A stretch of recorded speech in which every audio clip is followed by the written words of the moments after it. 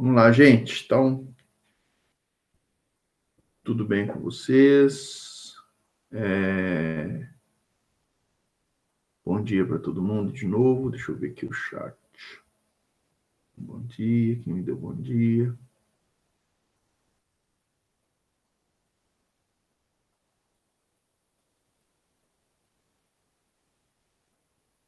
Bom dia, Lucas. Pode sim. Me envia o trabalho. Se você ainda não enviou, sua nota vai ser um pouquinho reduzida, né? Por ter perdido o prazo, mas é melhor do que não enviar e ficar com zero, tá? A melhor forma de saber se o trabalho foi enviado corretamente ou não é que você, ao enviar o trabalho para o meu e-mail, você recebe uma resposta automática deste e-mail, dizendo que o trabalho, né, que eu recebi o e-mail, que está tudo certinho. Então, a melhor forma de conferir é olhando a sua própria caixa de e-mail, tá bom? Bom dia, Lauren, Isa, Augustão, Anister. Muito bom, pessoal.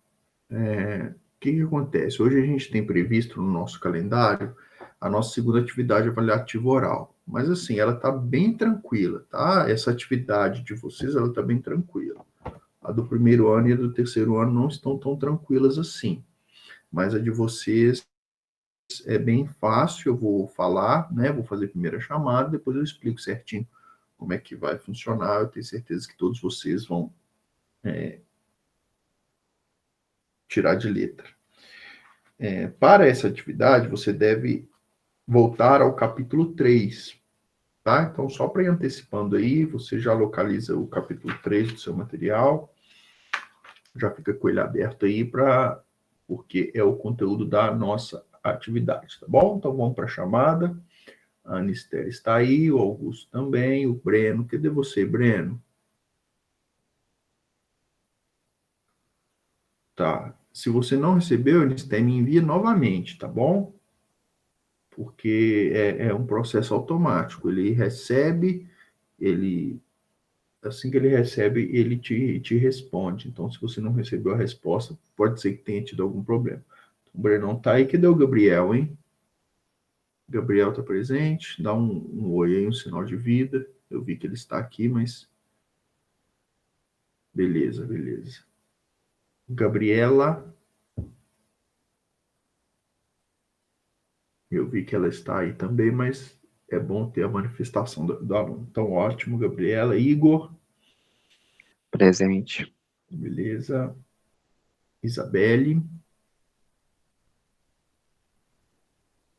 Presente. João Pedro,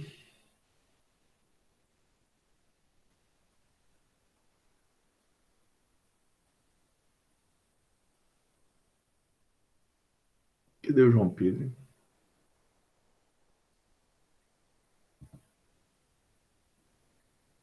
Vai tomar falta. Julia Bauman. Oi, prof. Oi. Lauren. Lauren também está aí, já me deu um oi. Lucas também está aí, já conversamos, ok? Então, só o João Pedro mesmo, que não está presente. Vamos lá, pessoal, bem tranquilo. Ó, como é que vai funcionar? Eu vou te dar uma frase ou uma dica, ou vou falar o nome do pensador, e você vai me dizer se é relativo ao racionalismo ou ao empirismo. Bem tranquilo. Eu vou falar o nome de um filósofo, vai dizer, não, é racionalismo ou é empirismo, ou eu vou dizer uma ideia central. Aí você vai identificar, olha, essa ideia corresponde ao racionalismo, ou corresponde ao empirismo, enquanto as duas correntes epistemológicas da modernidade, tá bom? Então, bem tranquilo, vocês vão ter bastante tempo para pensar também, se precisar, já que a turma de vocês não tem tantos alunos assim como é no caso do primeiro ano, que a gente precisou de ter um clock mais, né, um time mais firme para todo mundo poder participar. Então, vamos começar. Eu vou elaborar as questões aqui espontaneamente também. Primeira pessoa a participar. Vamos lá, voltar para a chamadinha. Teté, tá contigo. Teté, Diga. vamos lá. Deixa eu mudar a página aqui para mostrar. Teté, tem como representante Francis Bacon. Tem como representante Francis Bacon. Racionalismo ou empirismo? Calma.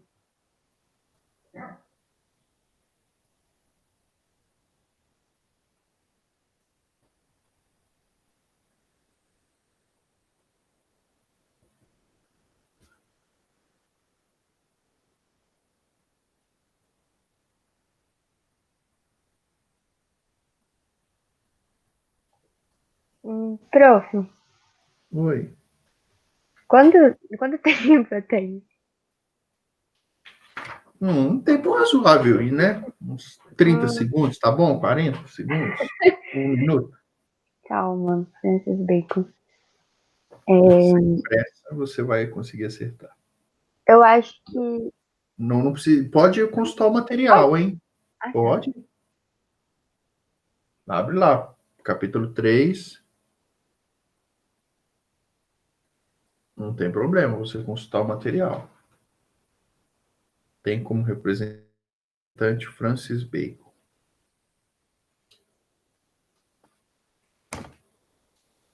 Prof, Oi. é o empirismo? Empirismo. Muito bem. E-mail.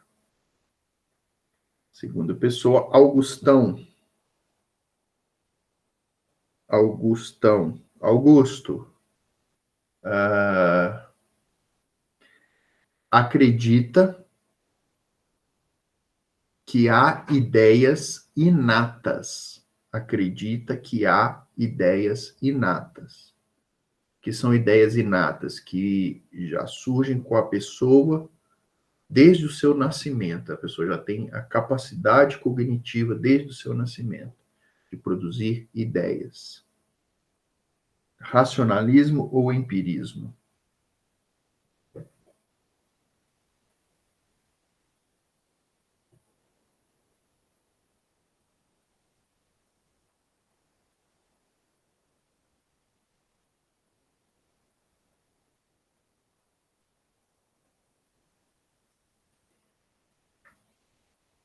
Sem pressa, tranquilo, você pode pensar na resposta. Acredita ou defende a existência de ideias inatas. A pessoa traz consigo desde o nascimento, a capacidade que a pessoa tem, simplesmente pelo fato de ser humano. Racionalista. Muito bem, Augusto. Breno.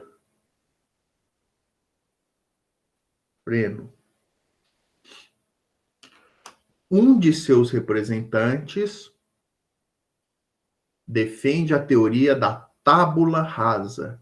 Um de seus representantes defende a teoria da tábula rasa, ou papel em branco.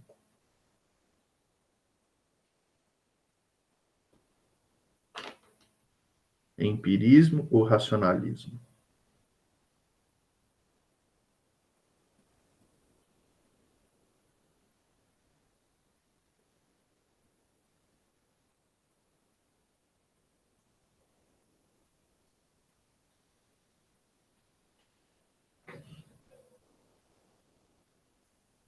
Empirismo. Muito bem, Breno. 1,5 ponto.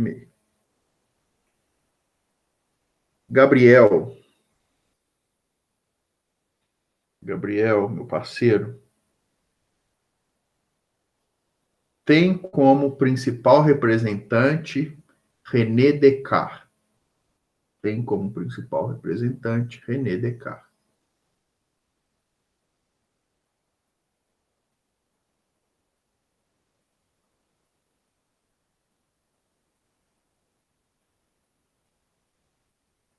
Racionalismo, muito bem. Muito bem, Gabriel. A Gabriela não está presente, né?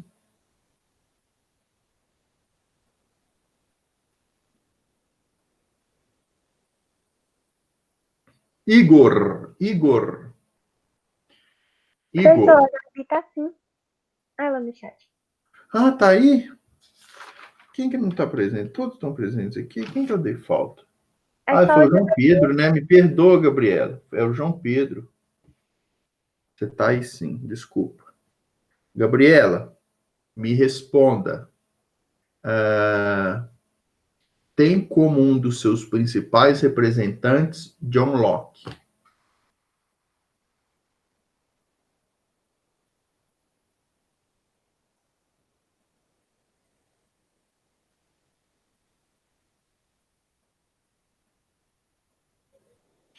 Tem como um dos seus principais representantes John Locke?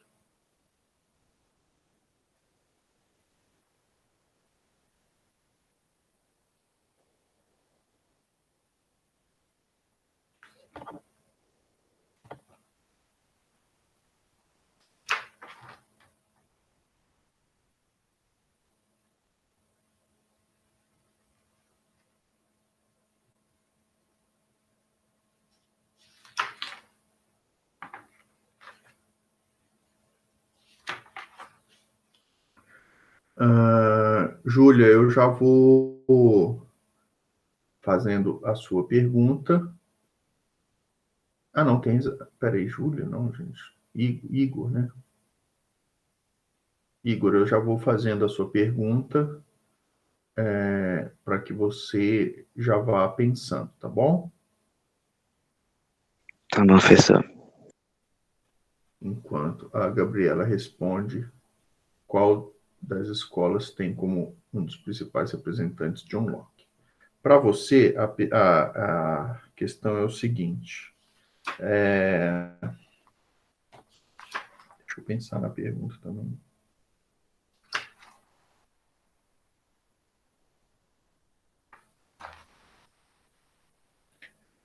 Tem como uma de suas principais ideias, essa é a pergunta para o Igor, a célebre frase cogito ergo sum. Tem como uma de suas principais ideias a célebre frase cogito ergo sum. O Igor vai pensando, enquanto a Gabriela respondeu em empirismo. Empirismo está correta a resposta. Agora nós aguardamos a resposta do Igor.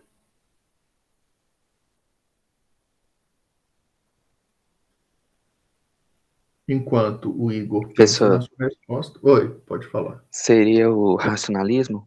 Isso mesmo. Nacionalismo. Muito bem. Isabelle.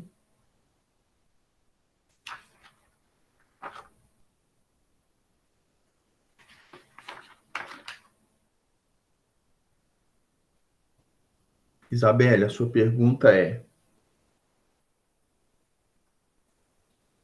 enfatiza o método empírico. Enfatiza o método empírico.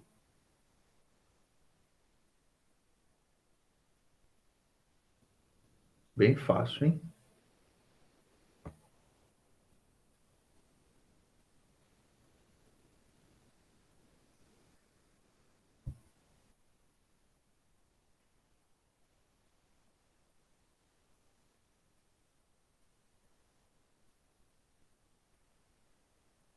Vou dificultar um pouquinho para a Isabelle.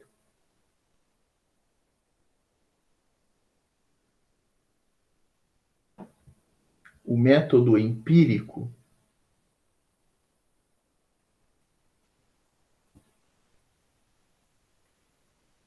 utiliza-se mais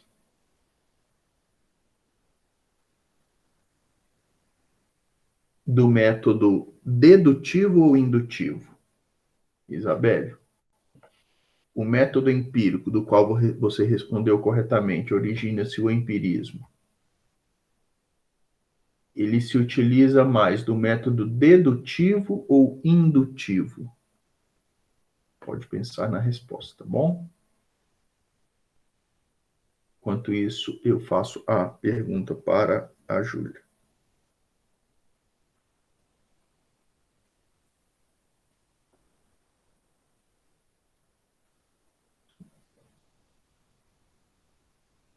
Já que o João Pedro não está mesmo, né? Então, João Pedro faltou. Pedro falta. 9, Júlia.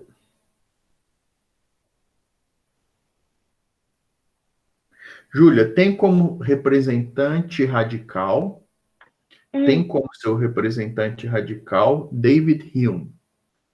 Tá, peraí.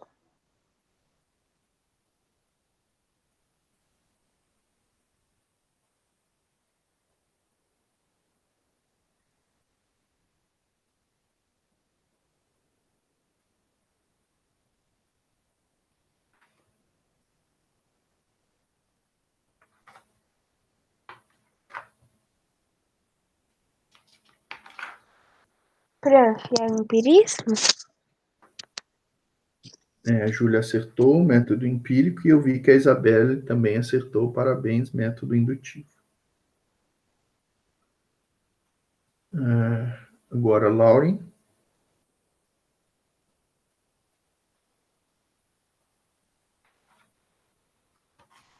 Lauren, a sua pergunta é a seguinte.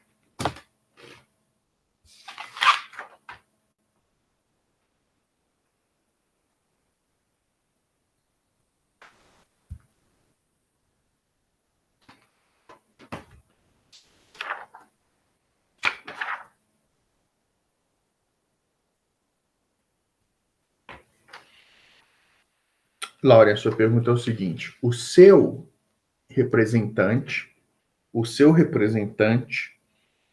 classifica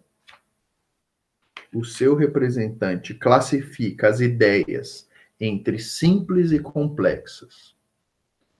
Um de seus representantes classifica as ideias entre simples e complexas. Qual representante? Representante do empirismo ou do racionalismo? Classifica as ideias entre simples e complexas.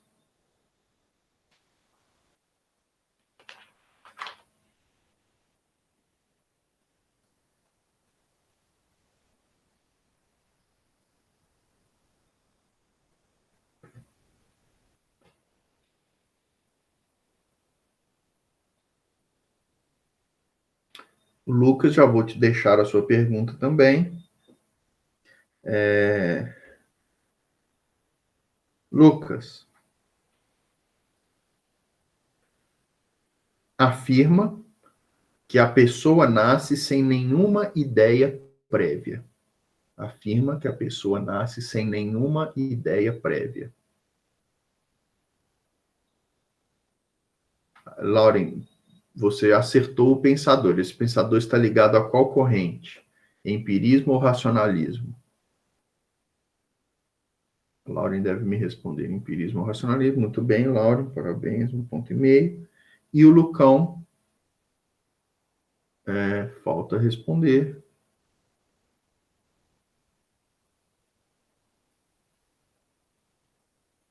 Afirma que a pessoa nasce sem nenhuma ideia prévia. Racionalismo ou empirismo.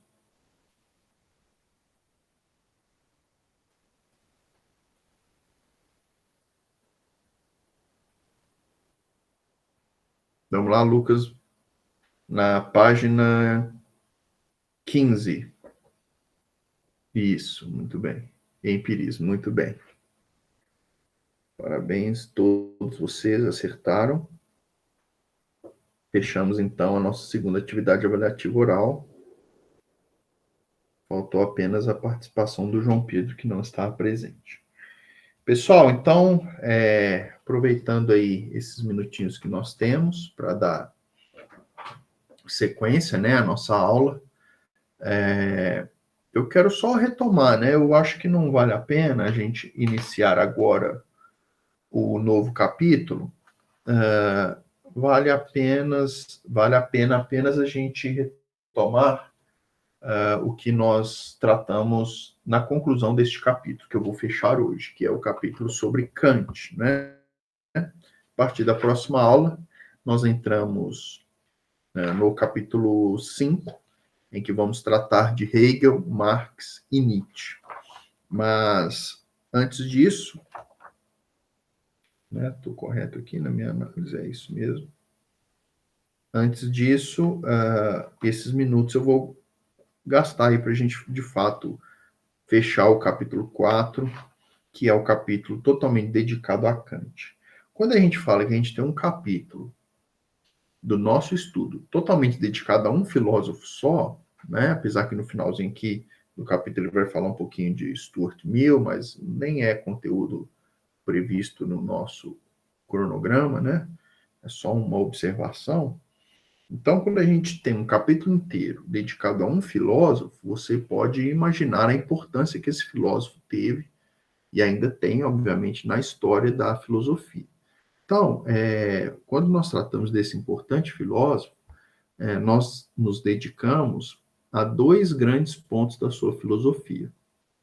O ponto da epistemologia e o ponto, né, o ramo da ética.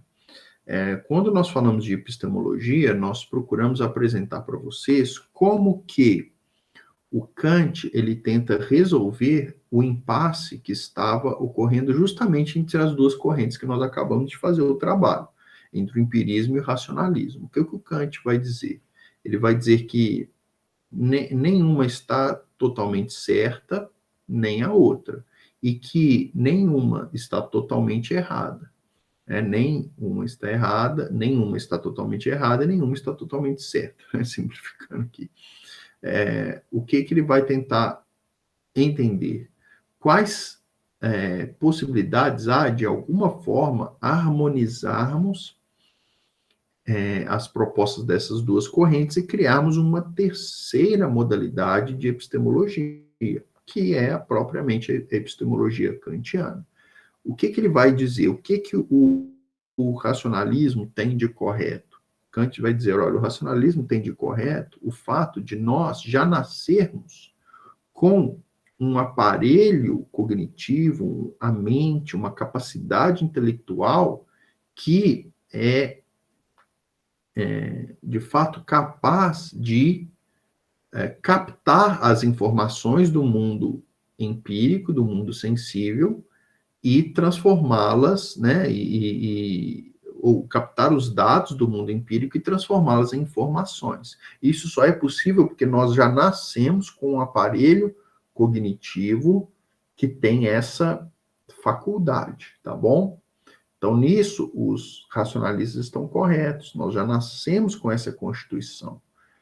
Por outro lado, os empiristas estão corretos em afirmar que só há conhecimento válido possível na medida em que esse conhecimento está nos limites da nossa capacidade empírica, ou seja, nos limites da nossa capacidade de termos acesso a elas por meio dos nossos sentidos.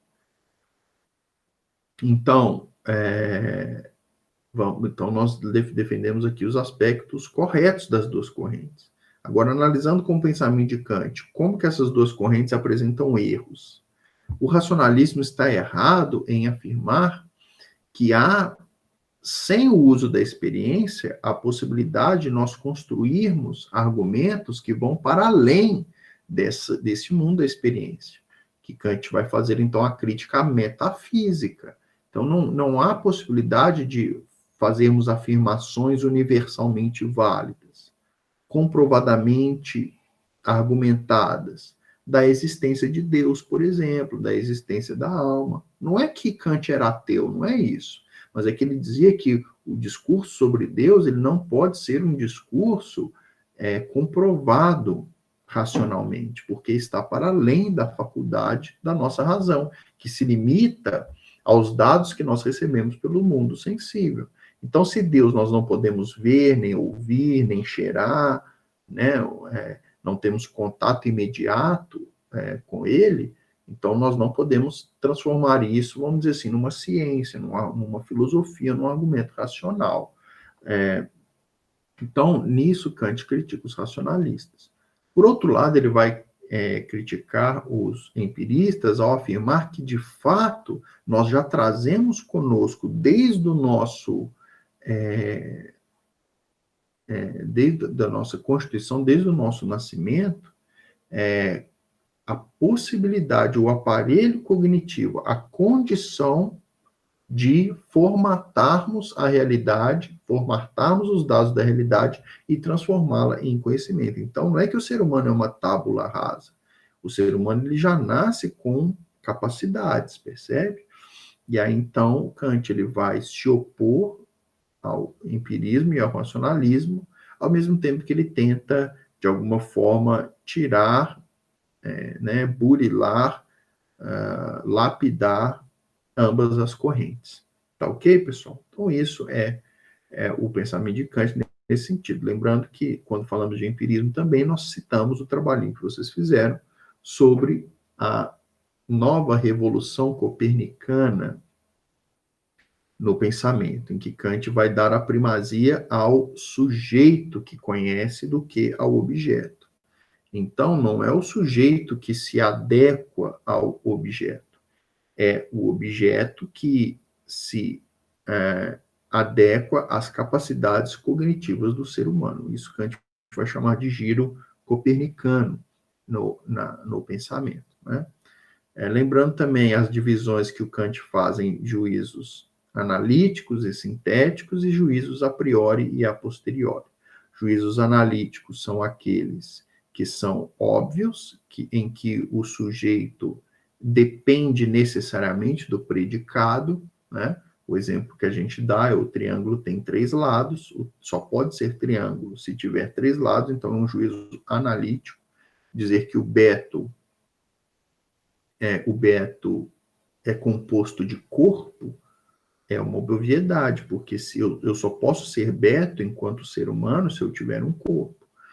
Então, são juízos analíticos. Juízos sintéticos são aqueles que o predicado traz novas informações para o sujeito. Né? Vamos usar aqui análise sintática do português, né, que vocês estudam. Então, o predicado ele contribui com mais informações para o sujeito. Então, por exemplo, eu afirmar que aquele triângulo é um triângulo retângulo, eu estou afirmando, além de que ele tem 3 lados, ele tem um dos lados com 90 graus. Por isso, ele é um triângulo retângulo. Então, eu trouxe uma informação a mais. O predicado, ele informa a mais do que a obviedade do que o próprio sujeito traz. O exemplo também é eu dizer que o beto tem o corpo gordinho. Veja que o adjetivo gordinho, ele acrescenta uma informação a mais ao beto. E aí, então, nós temos um juízo sintético, que compõe mais de uma informação. Por outro lado, a divisão que Kant faz entre a priori e a posteriori, o a priori é aquilo que é independente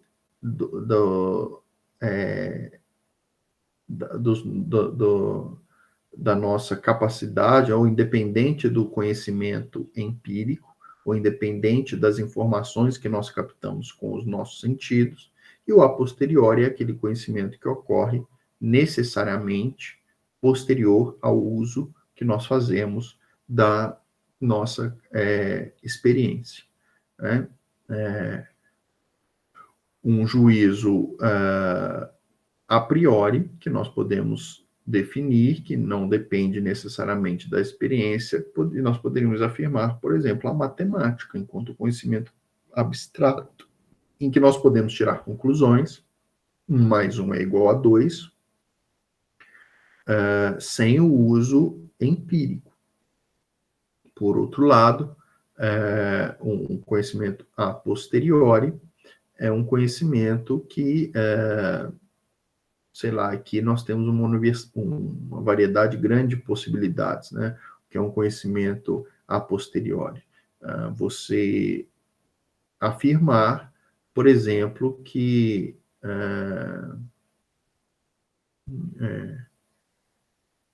a ciência contemporânea tem avançado nos estudos de astronomia. Sei lá, um exemplo qualquer. Então, veja que é uma informação que nós precisamos de conhecer, verificar como anda o desenvolvimento científico para afirmar que o desenvolvimento científico tem avançado no campo da astronomia. Nós só podemos fazer isso mediante a observação, percebe?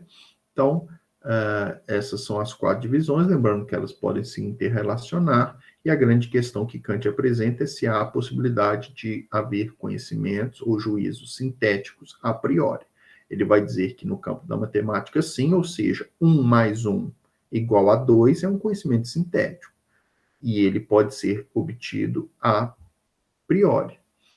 Contudo, não podem haver conhecimentos metafísicos nesse sentido. Então, afirmarmos que existe um mundo sensível e um mundo inteligível, por exemplo, é algo que ultrapassa a nossa faculdade racional, os limites da nossa capacidade racional, e, portanto, é um conhecimento que não pode ser válido de forma universal. Tá ok, pessoal? É uma das disciplinas mais difíceis da filosofia. É muita informação condensada em poucas aulas. Às vezes eu posso ter falado coisas aqui que você não assimilou tão bem, mas procure, quem sabe, talvez rever a aula e anotar as palavras-chave que eu trouxe aqui, para que isso fique um pouquinho mais claro para você. Então, aqui nós terminamos a nossa revisão sobre o campo da epistemologia em Kant. Podemos falar, resumidamente também, da ética kantiana. Ética kantiana, que é também chamada de ética normativa. Por quê? Porque Kant vai apresentar a possibilidade de haver um dever, uma conduta universalmente válida, independente de cultura, valores ou condutas que são universalmente válidas. Como que Kant vai defender essa ideia? Através do seu conceito de imperativo categórico. Toda vez que nós falarmos de ética kantiana, nós temos que ter essa palavrinha em mente. Imperativo categórico. O que é um imperativo categórico?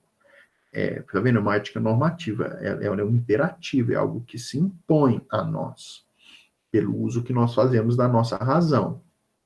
Então, Kant vai dizer que nós devemos julgar entre o certo e o errado, fazendo um exercício que é um exercício imaginativo, de transformarmos essa conduta que nós estamos julgando em uma conduta universal. Então, o exemplo clássico é o exemplo da mentira. Você pode se perguntar, nós devemos mentir ou não numa determinada situação? Kant vai dizer, imagine que a mentira se tornasse uma lei universal, ou seja, imagine que todas as pessoas também se sentissem na condição de vez ou outra resolverem mentir. Como que funcionaria a sociedade? A sociedade estaria um caos, porque a vida social ela depende da fidelidade das pessoas, né? Da honestidade das pessoas, da transparência, da boa-fé das pessoas. Então, nós vivemos num mundo em que está liberado mentir, é um mundo socialmente degradante. Então, Kant vai dizer, se você não quer que o mundo inteiro faça o que você pretende, está julgando fazer, então você deve se abster dessa conduta, perceba?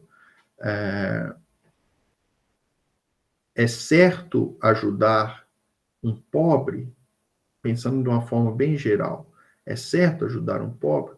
Vamos transformar isso numa conduta universal. Imagine se todas as pessoas tirassem um tempo da sua vida, dentro das suas condições, e ajudassem alguma pessoa carente.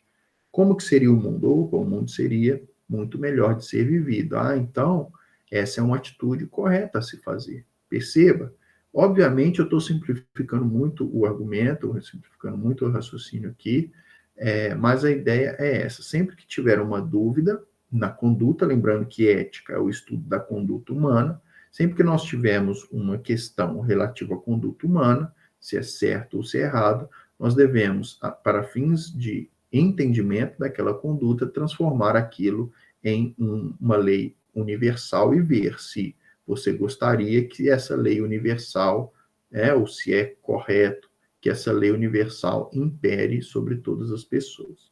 Então, essa é a ética kantiana, a ética normativa, a ética do dever, tá bom? Também chamada de ética deontológica. Então, pessoal, esse é o resumo. Lembrando, então, que aula que vem, né, nós já, na nova etapa, nós já vamos iniciar o estudo do capítulo 5. Tá ok, pessoal? Um abração para todo mundo. Lembrando que hoje ainda, na nossa aula de Sociologia, nós vamos também fazer uma atividade avaliativa oral, né? E eu vejo vocês em breve. Então, um abração para todos. Tchau, prof. Com Deus. Tchau, Júlia. Com Deus.